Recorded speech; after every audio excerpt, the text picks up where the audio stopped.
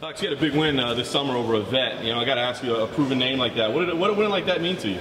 Well, it meant a lot. As a lot of people know that I was really crook going into that fight. So there was a lot of mentally. I was telling myself, am I going to be fit enough? So again, I'm always looking for the finish. But I told myself, I don't know if I'm fit enough right now because of how crook I was. So I need to get that quick finish. And once I hit him with some bombs, and he just took them so well and come back to it straight away. So I was like, I've got to save some energy here. Like, he's tough, and I'm glad I stuck it out and I got the win again over a veteran, and he's tough.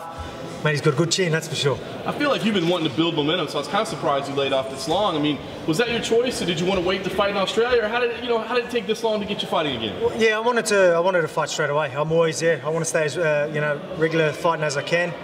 But I had to end up having a fractured orbital from that fight, and I ended up injuring my back for a little bit as well. So, I was still waiting, hoping to fight, but this was what they had for me, so I'm sweet with that, so it's no worries. Changing opponents right and left on you in this fight. I mean, give me an idea. Is there ever a chance where you say, it's too much, I don't have enough time to prepare, this isn't worth it, I just can't fight? Look, if, at the end of the day, again, I do this for a living, I do this for my family, and I need that money, so I'm just happy that I got a fight. So there was a time where, a week out, and we didn't know our opponent. I was worried for a bit. I was like, I need to get, I need an opponent really bad. Like, I didn't really care who it was.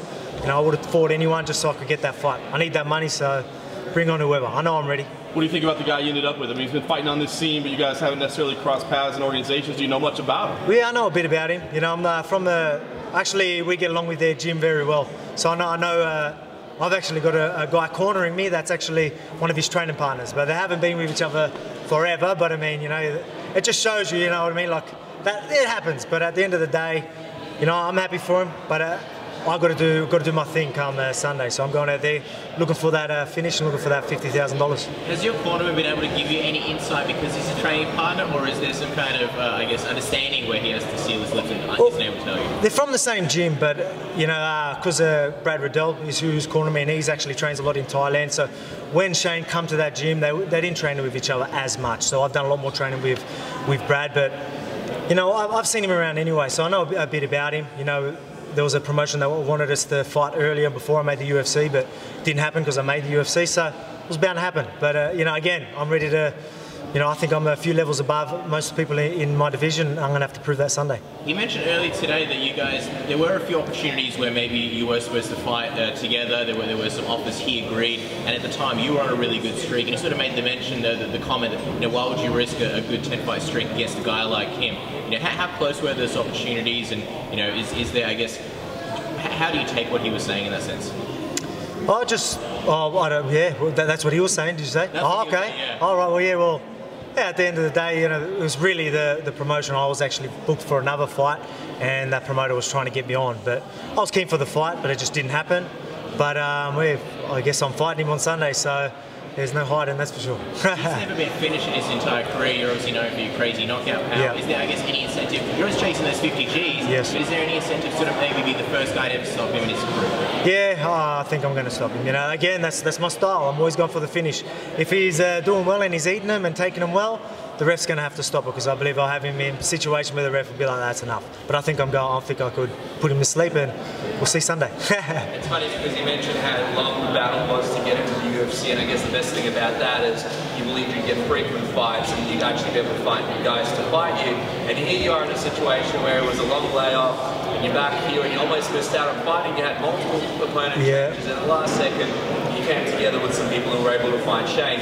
Are you satisfied with the frequency of fights you get in the UFC? And if you do win this fight, are you looking to get more fights and try and get more high-profile guys as your next opponents? Yeah, well, I want to fight as regularly as I can. I'll fight every week if I could, honestly. So again, I'm doing this for the family. I need that money. And again, I've been calling out these bad boys. I want these bad boys, and I want the top 15 guys. I'm ready for. I'm going to prove on Sunday why I'm ready for these top guys, because I'm getting thrown guys and I'm finished. I'm dominating performances, so I'm expecting to do that again.